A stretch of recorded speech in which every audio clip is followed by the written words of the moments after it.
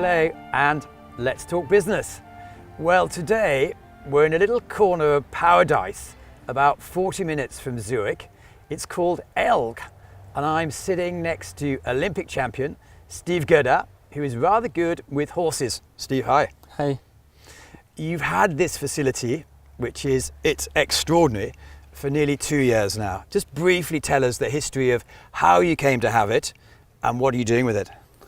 Well, yeah, I'm here since we moved in 1st of February last year, and it's always been kind of a dream for me to have my own place. I've been lucky enough to be in a few different nice places since I started a long time ago now, and Switzerland is not so easy to find a place, but especially when you want some space for your horses. It wasn't just about having a nice building. I really wanted to have a lot of land for my horses to really feel the way they like, and to be able to go in the field, to train in grass, and to really be able to be home, to be back to a horse, and to really enjoy the nature. And this place here in Elg is quite famous. I think everybody in the horse world knows Paul Weyer and what he's done for the sport in Switzerland or worldwide, and he's done these places for horses. This is really a paradise for horses, and I'm so glad that I could take over the place and try to make it as nice as possible for the horses and for us. So he set it up, or his parents set it up in 1927. You've had, I don't know how many princes have trained here. You've had major international events here. You've got 15 acres with amazing paddocks and amazing facilities. When you bought it, was it just an economical decision that I've got 70 boxes and I'm going to make 40 and I'm going to make it cool? Or was it, wow, I'm buying a piece of history? Well, the main thing was really to have a place for my horses, and 15 hectares were very important for me to really be able to train, but also to resource the horses back in the nature, in the grass, in the environment that they like. That was the main thing, and as I said, it's difficult in Switzerland to find the places, and then even more difficult to pay for it then. So I was lucky enough that Paul, through his philosophy, also didn't want just to give the place away to anybody who could do anything with the place, but he really wanted the place to stay in hands where he knows the horses still would be the center of the place, and looked after like they deserve to be. And I think that's the only way that I could basically afford the place, and he knows that I didn't buy the place to basically make money or anything. I just wanted a paradise for my horses, and it's also because, or thanks to Paul's idea and philosophy, that he gave it over to me, and or didn't give it, but made it affordable for me to basically start in the right position.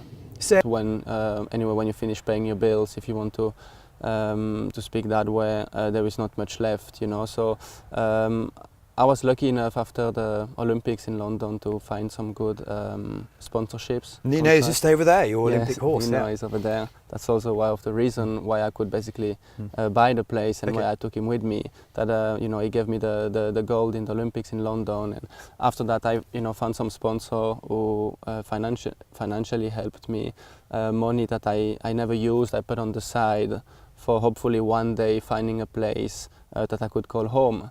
And then you keep on looking, and the numbers were just too big for me. There is no place that I could get close to with what I had put on the side, until I met Paul. And as I said before, he wanted this place to be back to a horseman with horses, and not just anybody coming who we wouldn't know what they would do with the place.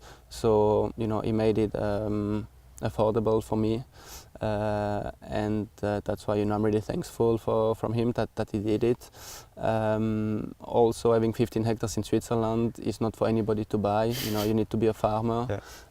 So it also cut the possibility to buy it for quite many people. Okay. So I was lucky that all ingredients were working for me, and I could get everything together, and I had close to 10 horses before I came here. Some of them just piece of them, like 1/3 or half of the horse. Some of them I had them full, and yes, I had to basically also sell those horses, so I could get the money together to buy a place like this. Wow, but it's a most amazing facility. Do you have a deal with Paul mentally, like you're going to keep it for the next 30 years? Is that your plan now? No, I think that's also why it worked. We didn't need to make a deal because he knows. It's more a question of trust than, anyway, myself, I don't really believe in what you write on paper. A contract is only good when you don't trust someone. I think if you trust someone, and that's I think what Paul wanted, is someone here that he can trust and that he knows we don't need a piece of paper to know I'm still going to be here in 30 years. He knows I want to make this place best possible place home for my horses, and that in 20, in 30, in 40 years, I'm still going to be here with my horses. So now, what are your plans? I believe when you bought it there were 70 boxes, you've moved it down to 4, so they've got 5-star treatment.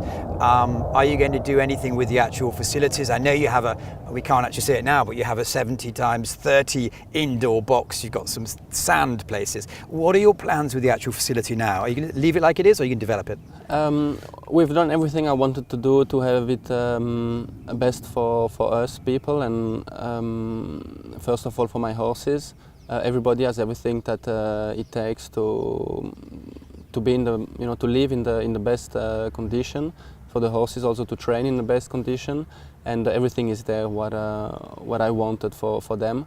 And from now on, of course, we're gonna keep on moving and keep on doing things. But I like to say that from now on, what we're gonna do is a bonus. We have everything we need, and we're gonna keep on. When you have these sides of a place, there's always adjustment to do and things to renew. Things get old, you need to change sometimes, and we're gonna keep on going that way to to keep the place as nice as possible for the horses for the next. Generations. For the next generations. Okay, yeah. so we've covered the first bit, which is the actual location. The second bit, the horses. How does that actually work? Because most people must know, you've won the Olympic gold, you've been #1 in the world, you've got so many other accolades come your way. How does that work on a daily basis? Because you're not only a selfish rider now, you're a manager of 7 staff, you've got the whole responsibility. How mentally does that work?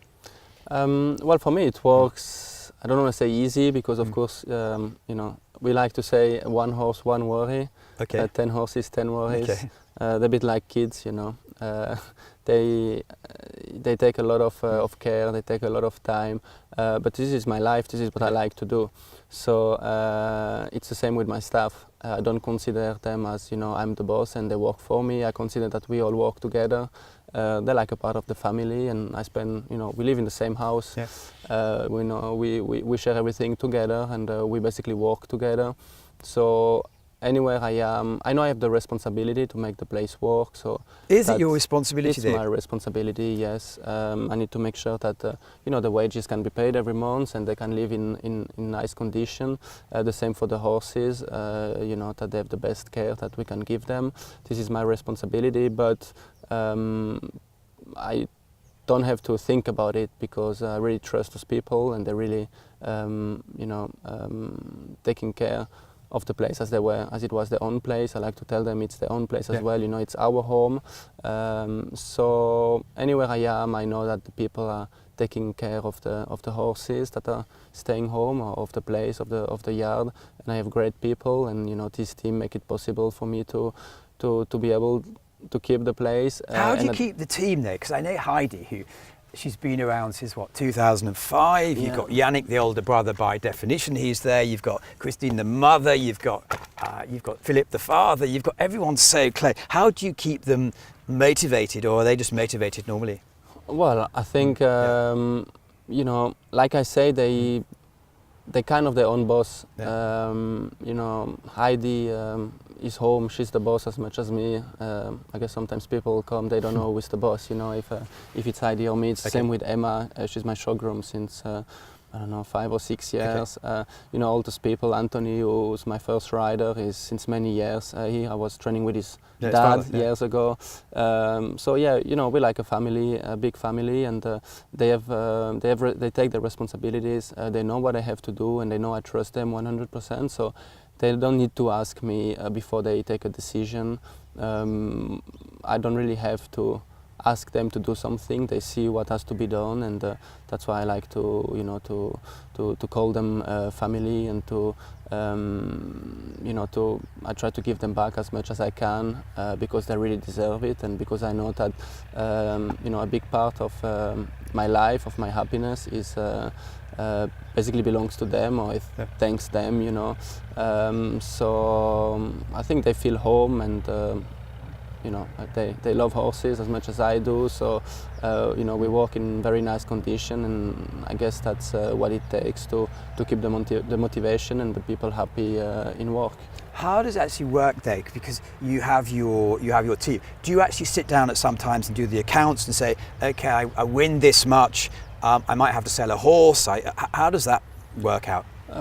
Well, we get sometimes a little bit rougher time where, you know, things, because that's the thing with horses, you know, whatever you do, whatever time in the year, whatever time in the day, no matter how many horses you have, or you're being successful or not successful, the cost come the same. You know, they're horses, they're living animals, so you need to take care of them whatever goes. You know, you cannot put them in the corner, let's say for 2 months we're gonna go down with the spending and just try to rebuild things. No, you know, it keeps on coming, so you really need to be able to see a few months ahead.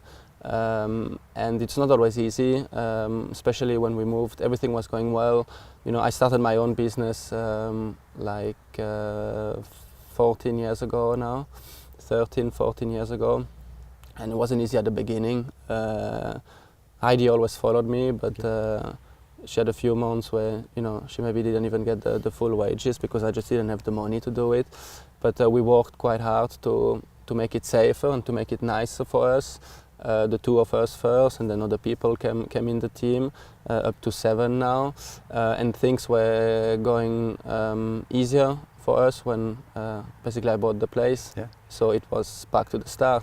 And you know, the first few months have been a little bit, I wouldn't say that you know, it has been at the border where it was very difficult, but where you sleep maybe not as good, because you know that things have to go really well for the next, you know, few years, so that you can basically secure the, you know, the people wages for you know, let's say a year ahead, without having to have too many grey hair and too many troubles, and basically be able to concentrate on, at the end, what brings the money is the sport and the shows every week with a free mind, without having to worry too much about what's, you know, coming at the end of the month.